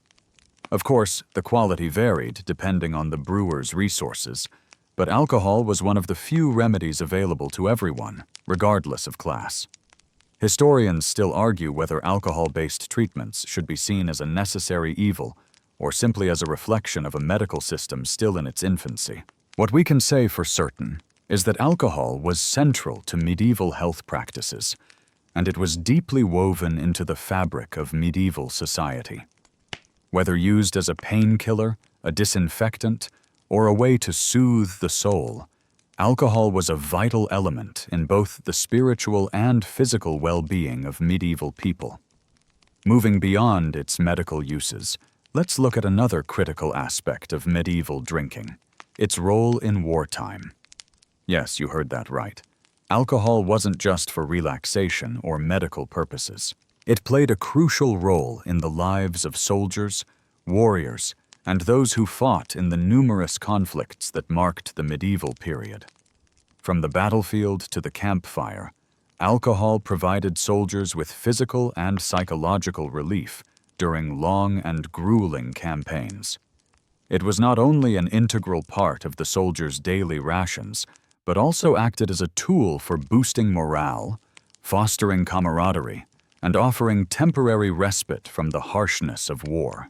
First, let's talk about the practical side of alcohol in wartime. Soldiers, like the rest of medieval society, faced a daily struggle for survival. Life on the front lines was perilous, and the long hours spent marching, fighting, and surviving in enemy territory often left soldiers physically exhausted. For medieval soldiers, ale and wine were key components of their rations, providing a quick source of hydration and calories. For many soldiers, these beverages were more than just a source of energy. They were also essential for surviving harsh conditions. Water on the battlefield was often contaminated or scarce, making alcohol a safer and more reliable option. Beer or wine was often consumed daily, not only for sustenance, but for its alcohol content, which could prevent illness and offer some relief from the strain of war. But it wasn't just about hydration and sustenance. Alcohol was also central to the psychological and social aspects of warfare. Think about the emotional toll of battle. Soldiers weren't just fighting for survival, but often for their honor, their land, and their homes. War in the medieval period was brutal, often involving hand-to-hand combat and bloody sieges. The stress of battle, the fear of death, and the trauma of loss were constant companions. Alcohol helped soldiers cope with this emotional weight. It wasn't unusual for soldiers to drink heavily before a battle, numbing their nerves and preparing them for the horrors that awaited them. The camaraderie that arose from drinking together helped to bond soldiers in ways that combat alone could not. In fact, some armies required their soldiers to drink together before a battle to foster unity and strength among the ranks. One of the most famous instances of alcohol's role in medieval warfare comes from the Viking raids, where mead and ale were often consumed by warriors before they set sail on raids. Drinking was part of the ritual before battle, a way to summon courage and strength. The Vikings, known for their brutality and fierce warrior culture, didn't just fight for land or riches, they fought for honor. And alcohol played a key role in giving them the psychological fortitude to face what could be a bloody and uncertain death. Drinking together helped to create a bond between warriors, solidifying their brotherhood and ensuring they fought as a unified force. Alcohol didn't just serve to fuel the soldiers themselves, it also helped the generals and commanders maintain control over their troops. In times of war, leaders would often host feasts or celebrations after a victory, where alcohol was served in copious amounts. These events were a way for commanders to thank their soldiers and reinforce their loyalty. A feast after a successful campaign or battle would be filled with wine, ale, and mead, with soldiers and leaders alike sharing in the glory of their triumph. These post-battle celebrations weren't just about indulgence. They were about reinforcing social bonds, establishing camaraderie, and reasserting loyalty within the ranks. For the noble commanders, these feasts were also an opportunity to display their wealth and power. Historians still debate the role of alcohol in warfare. Was it a helpful tool for morale, or did it cause more harm than good? Some argue that alcohol played a positive role in keeping soldiers focused and cohesive, especially in the face of stress and trauma.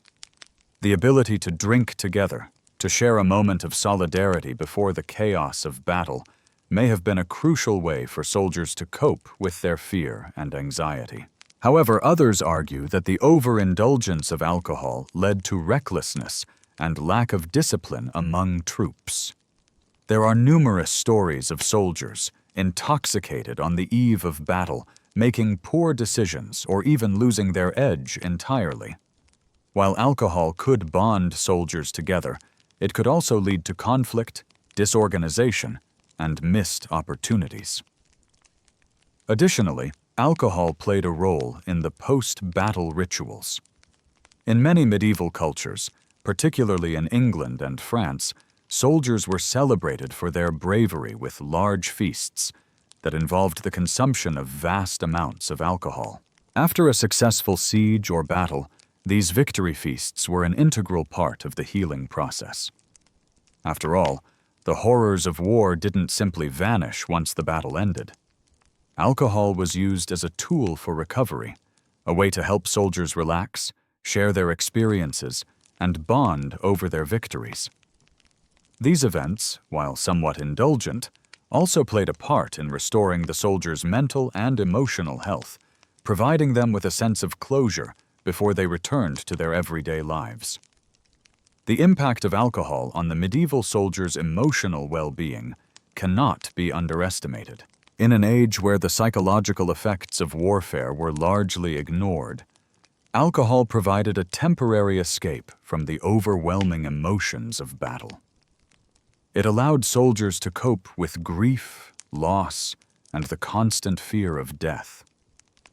Alcohol served as a social glue, bringing together men who, in other circumstances, might never have formed deep bonds.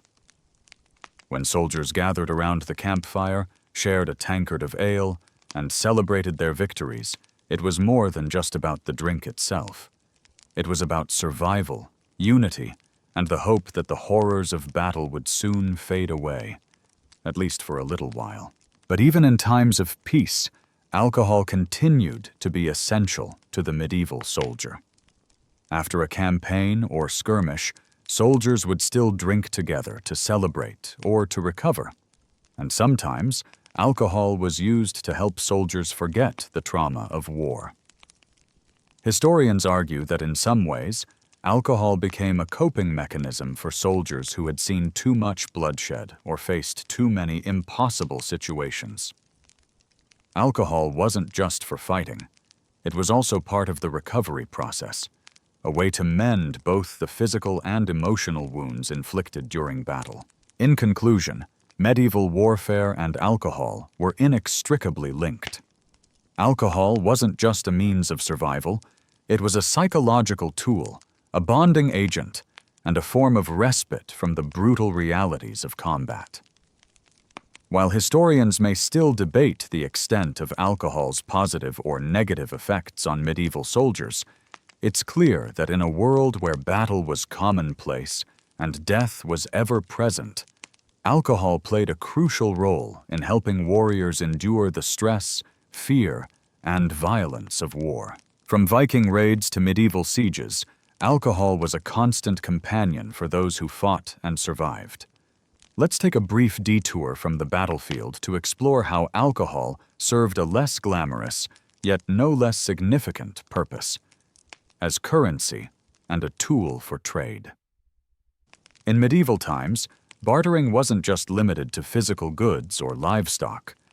Alcohol, particularly ale and wine, often acted as a form of currency. Yes, you heard that right. Alcohol wasn't just for drinking or socializing. It was sometimes the very medium of exchange in medieval economies. This practice adds yet another layer of complexity to how alcohol influenced medieval society, and it sheds light on the broader economic and social systems of the time. In rural areas, alcohol was often traded for goods and services. The medieval peasant, who may not have had access to coinage or cash, could exchange a barrel of ale for grain, livestock, or other necessities.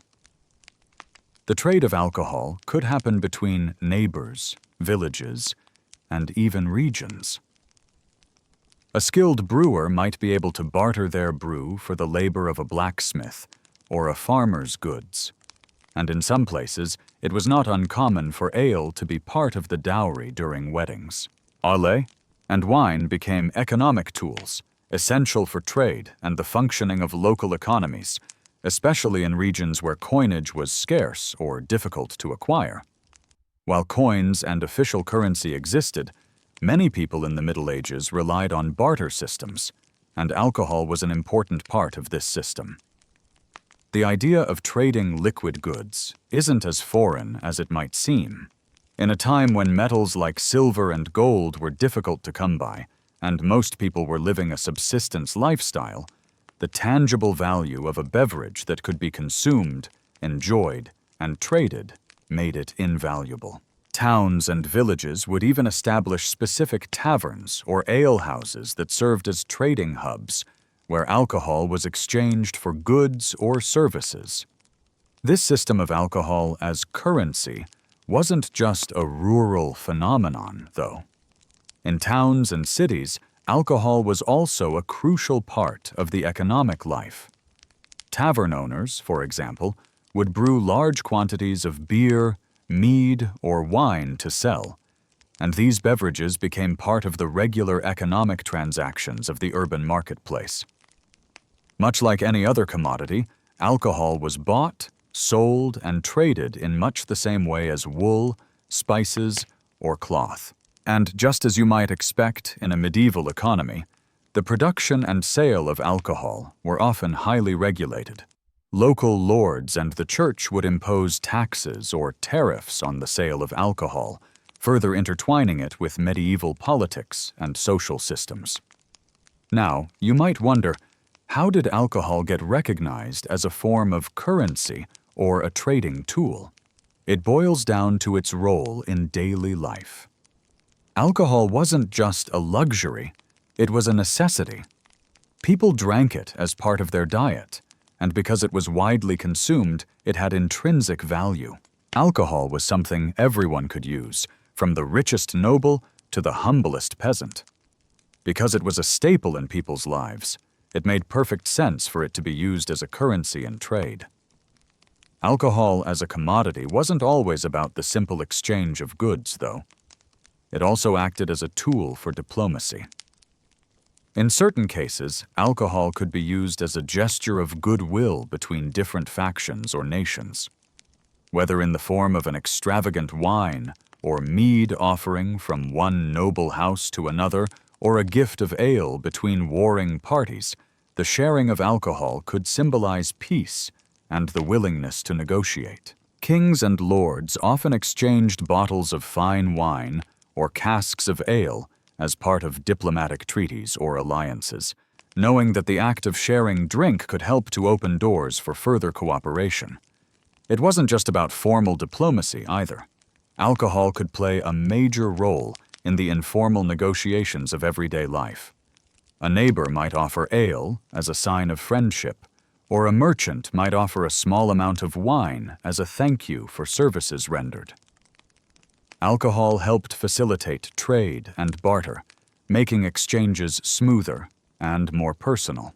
It brought people together, facilitated trust, and helped maintain relationships, whether in the workplace or within communities. Of course, like any economic tool, alcohol also had its darker side. The barter system could sometimes lead to exploitation, especially in times of scarcity. For example, in areas where crops failed or there was a famine, alcohol could become an even more valuable commodity, allowing wealthy tavern owners or landowners to profit from the desperation of others. This was particularly evident during times of war or plague, when people were often forced to trade whatever they could for basic survival, and alcohol became one of the few stable items for exchange. In fact, alcohol as currency wasn't always a matter of choice. During economic hardship, some villages would find themselves relying almost exclusively on alcohol for trade. When goods were scarce, it wasn't uncommon for entire regions to become dependent on alcohol as a form of commerce. This created a situation where those who controlled the production of alcohol, whether brewers or landowners who could afford to grow the necessary crops, held significant economic power over their communities. Tavern keepers, for instance, could demand high prices for their goods, or even demand services in exchange for a drink. Alcohol, therefore, was both an economic asset and a form of control. Beyond the tavern, alcohol was also a part of larger economic systems, such as in medieval marketplaces. Marketplaces were often bustling centers of trade, where not just goods but ideas were exchanged. Taverns in these marketplaces played a crucial role in this exchange. People didn't just come for food and drink. They came to make deals, negotiate prices, and trade news.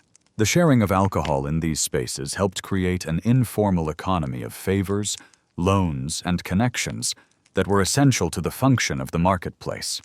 For a peasant or merchant, trading a barrel of ale for grain or cloth wasn't just about material exchange. It was about social exchange and maintaining the webs of trust and loyalty that kept the economy functioning. Historians still argue whether alcohol as a currency was a sign of medieval ingenuity or a reflection of a primitive economy. Some see it as a necessary and practical tool for trade, given the limited access to coinage and formal banking systems. Others argue that it demonstrates how medieval society was often at the mercy of the whims of landowners and those who controlled alcohol production.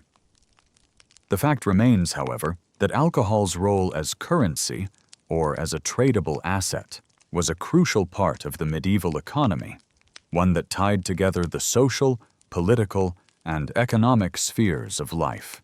The more you dig into medieval drinking, the more you realize just how deeply alcohol was woven into every facet of life.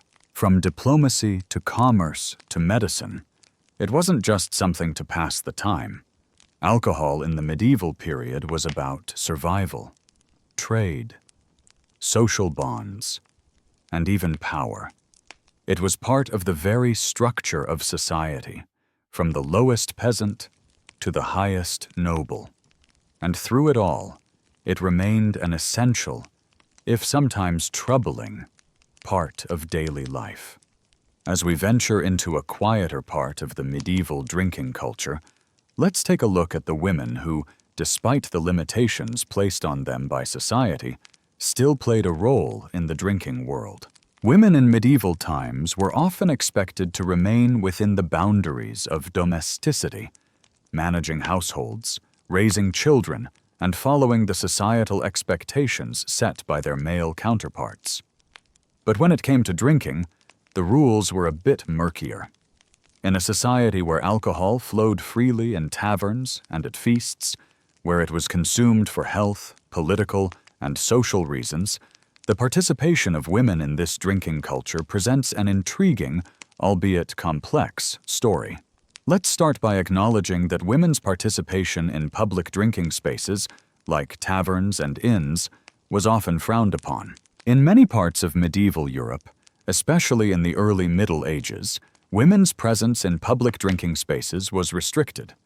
The tavern was primarily seen as a male domain, a place where men could socialize, negotiate, and relax after a day of work or warfare. For women, the public consumption of alcohol was sometimes seen as socially inappropriate or even morally corrupt. Tavern owners, for example, might not want to serve women, fearing scandal or social backlash. Yet, as time went on, women found ways to circumvent these restrictions, often relying on the unofficial social structures that surrounded drinking. Women could, and did, enjoy alcohol within the private confines of their homes. In many instances, it was the women who brewed the ale, wine, and mead that was consumed in medieval households. Brewing was traditionally seen as a woman's task, and many women took great pride in their ability to produce high-quality beer or mead. Brewing was an essential skill, and women who were known for their brewing expertise often gained considerable social status within their communities. In fact, some women even ran alehouses, creating their own networks of trade, socializing, and community involvement through the sale of alcohol.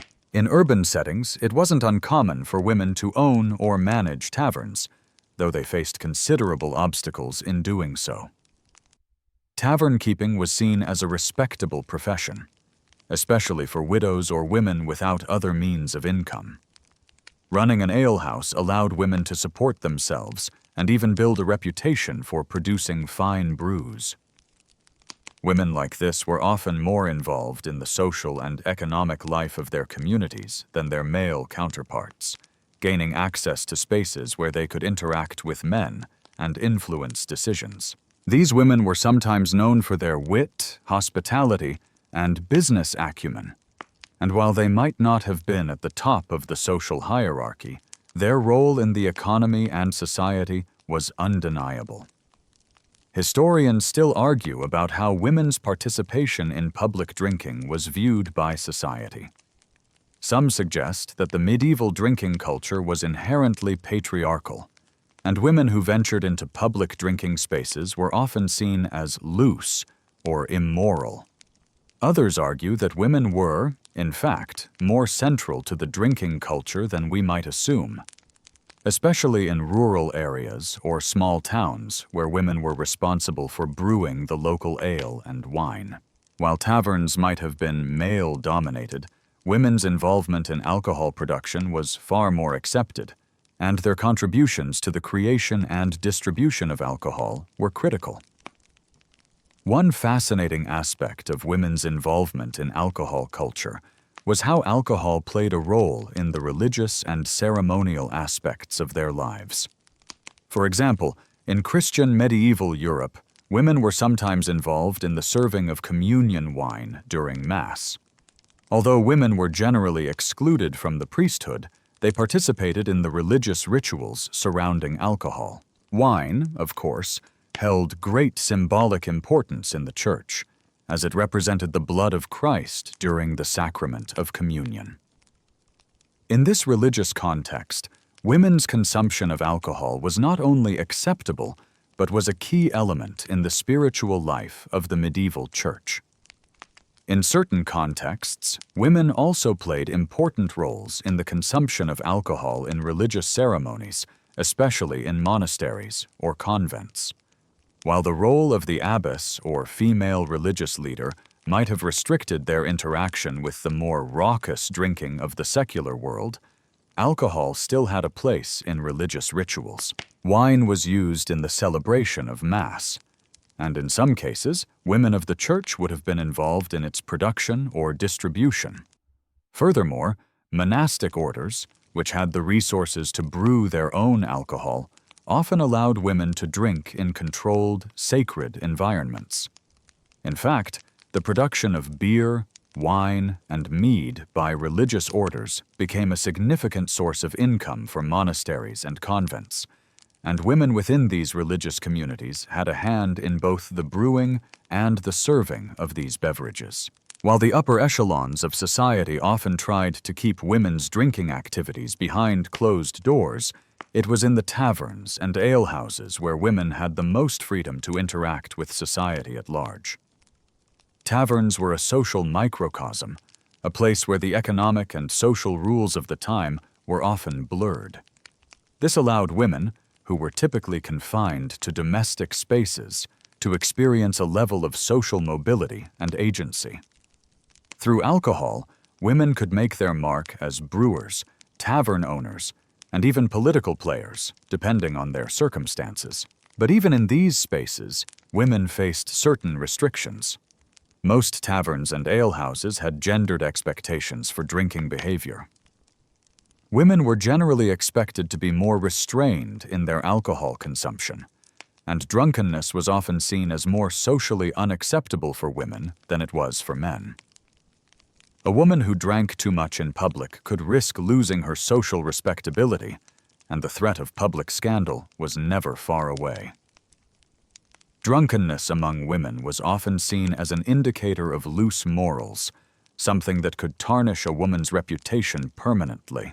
Even so, women in the medieval period were certainly not powerless when it came to alcohol, whether in private homes, public alehouses, or even religious settings. Women were deeply involved in the drinking culture.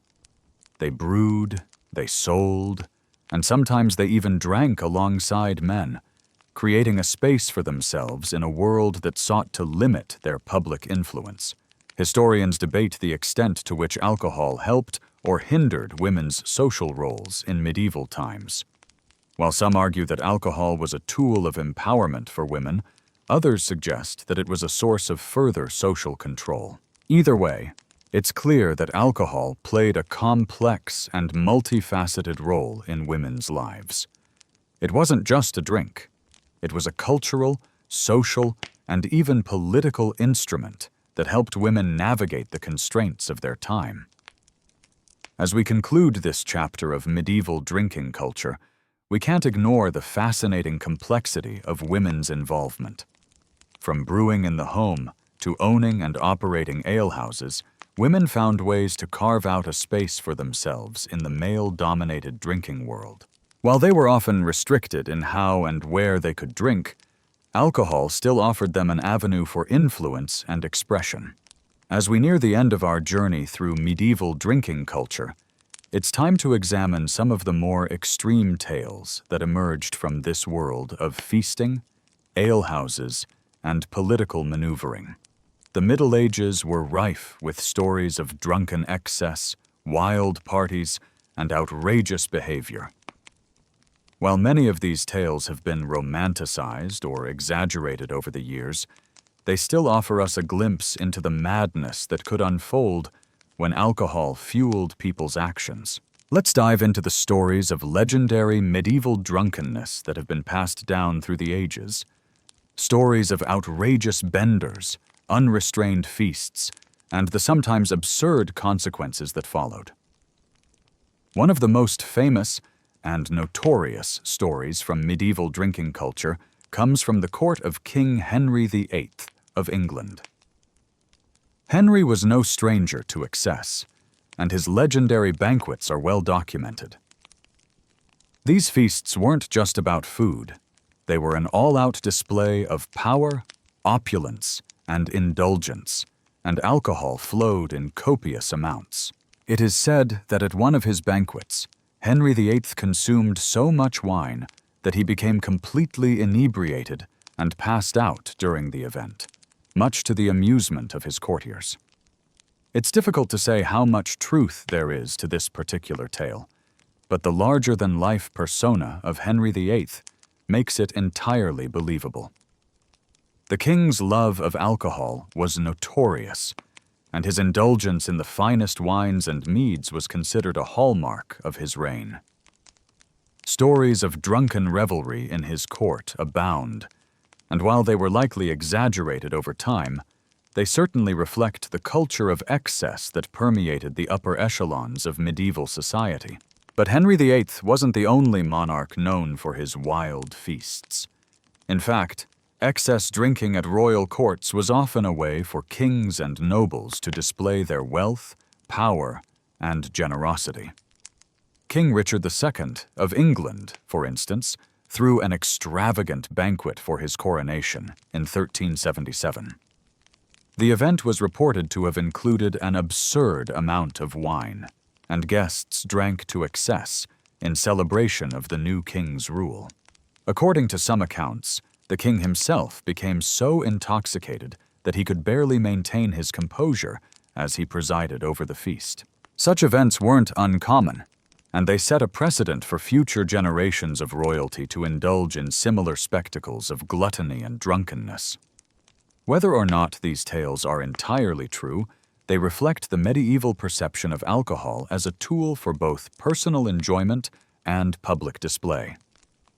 While royal courts were often the sites of such outrageous behavior, alcohol also led to absurd excesses in smaller, more intimate settings. One particularly bizarre story comes from the medieval city of Prague. It's said that in the 14th century, during a particularly extravagant banquet held by Emperor Charles IV, a group of nobles became so intoxicated that they began to play a strange and violent game involving the tossing of coins and drinking large amounts of wine.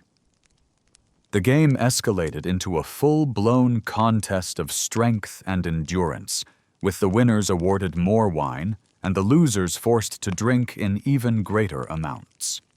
This wild contest went on for hours, and by the end of the evening, many of the participants had collapsed in a stupor. The story has become a legendary example of how alcohol, when combined with the excessive nature of medieval feasts, could result in reckless and dangerous behavior. Whether or not this tale is grounded in truth, it illustrates the wild unpredictability of alcohol in medieval times. But drunkenness wasn't just confined to the elite. There are countless stories of commoners who, after a hard day's work, would indulge in a few too many mugs of ale at the local tavern. In the rough-and-tumble world of medieval taverns, alcohol wasn't just about socializing.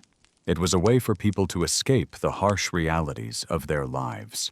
It's said that in some towns, drunken brawls were so common that they became a regular part of the social landscape.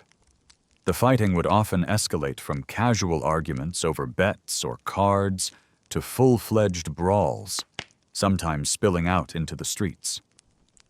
Tavern owners, who relied on the steady flow of customers, would often turn a blind eye to the violence, recognizing that a rowdy crowd was better than an empty establishment. Alcohol was central to this chaotic, sometimes dangerous, tavern culture.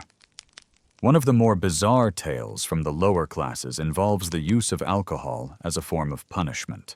In some areas, Medieval towns would have what could be described as drunken contests, where offenders or troublemakers would be forced to drink large amounts of alcohol as a form of public humiliation or correction.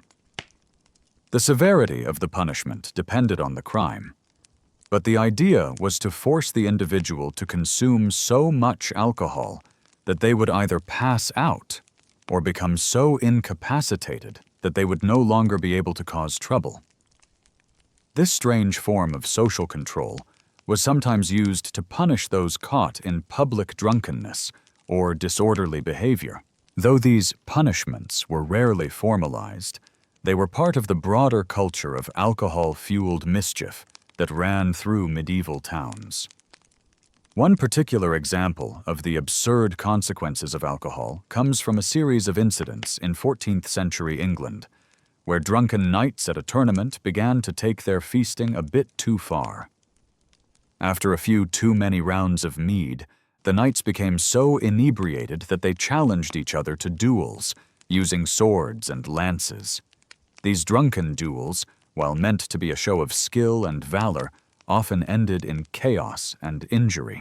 The absurdity of these drunken fights only amplified the existing tensions between knights and nobility, who were already struggling to define their roles in a rapidly changing medieval society. While alcohol was meant to bring people together and create camaraderie, it often led to some rather ridiculous and dangerous outcomes. Historians still debate whether these tales of extreme drunkenness and disorder were exaggerated over time, or whether they reflect a genuine trend in medieval drinking culture. Some believe that alcohol in the medieval period was just as potent as it is today, leading to real and dangerous excesses. Others argue that the stories of drunkenness were often inflated, designed to mock the aristocracy or depict the chaotic nature of life in a world without modern regulations or oversight. Regardless of the truth behind these stories, it's clear that alcohol played a key role in creating the outrageous, sometimes reckless events that marked medieval society. But in all of these tales, whether it's the wild feasts at royal courts, the drunken brawls in taverns, or the absurd contests among knights, there's one common thread. Alcohol was more than just a beverage. It was a cultural force, capable of bringing people together, fueling creativity, driving political alliances, and at times, unleashing chaos.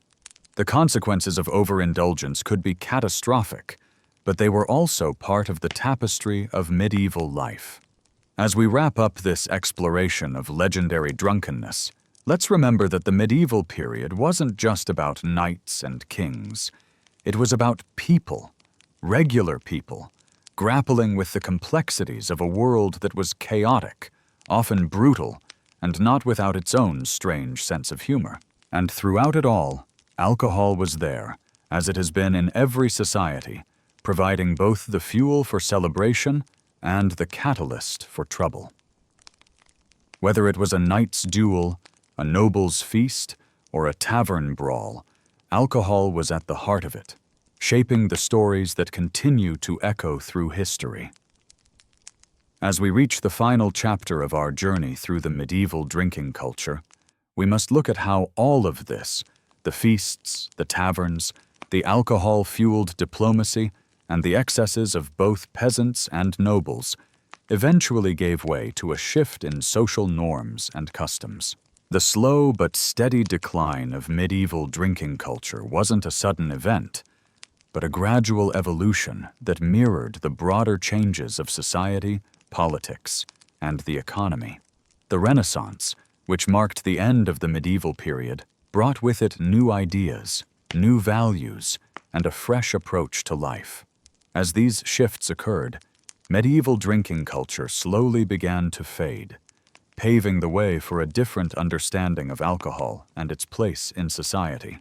The first key factor in this transformation was the rise of more formalized governance and regulation. As kingdoms solidified their power and institutions grew stronger, the unruly, chaotic nature of medieval drinking came under greater scrutiny. The Church, which had long had a love-hate relationship with alcohol, began to exercise more influence over the behavior of its followers, including their drinking habits. In the Middle Ages, alcohol had been deeply intertwined with social and religious life. But as time passed, the Church and secular authorities alike became more concerned with controlling consumption, reducing excess, and promoting temperance. One of the first shifts came with the increased regulation of taverns.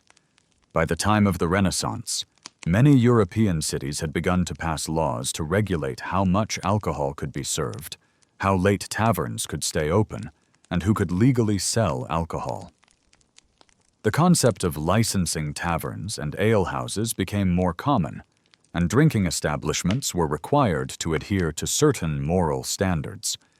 These regulations were often designed to reduce the amount of public drunkenness and violence, which had been so common during the medieval period. They were also a reflection of a broader social concern with maintaining order and discipline in a rapidly changing world. This move toward regulation was also closely tied to the changing roles of alcohol in society. No longer simply a drink for survival, religion, or political performance, alcohol began to be viewed as something that needed to be controlled and consumed with moderation. The rise of more organized and sophisticated social structures, along with an increasing emphasis on personal responsibility, led to a cultural shift where excessive drinking was seen as a moral failing. By the end of the medieval period, many were beginning to view alcohol less as a tool for socializing and more as something to be carefully controlled. Another significant change in the post-medieval period was the shift in social class dynamics. The gradual rise of the middle class during the Renaissance brought with it a new approach to leisure and recreation. The middle class was less likely to partake in the excessive, drunken revelry that was so common in medieval courts or peasant villages. The focus shifted toward more controlled forms of socializing, such as dining etiquette, where drinking was still part of the occasion, but no longer the focal point.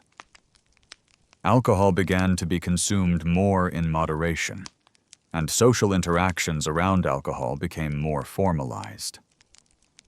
In this new environment, drinking became a quieter, more restrained activity, less about exuberant celebration and more about refinement and sophistication. With the decline of the medieval world and the rise of the Renaissance, scientific and philosophical advancements also began to shift society's approach to alcohol. Alcohol was no longer simply consumed for its intoxicating effects. It began to be studied for its medicinal properties. The Renaissance ushered in an age of scientific curiosity and experimentation, which included a deeper understanding of how alcohol affected the human body. Instead of simply relying on alcohol as a cure-all, people began to develop more specific medicinal practices. Doctors and alchemists started to understand that alcohol could be useful in moderation, as an ingredient in tonics and remedies, but it was no longer viewed as a panacea for all ailments.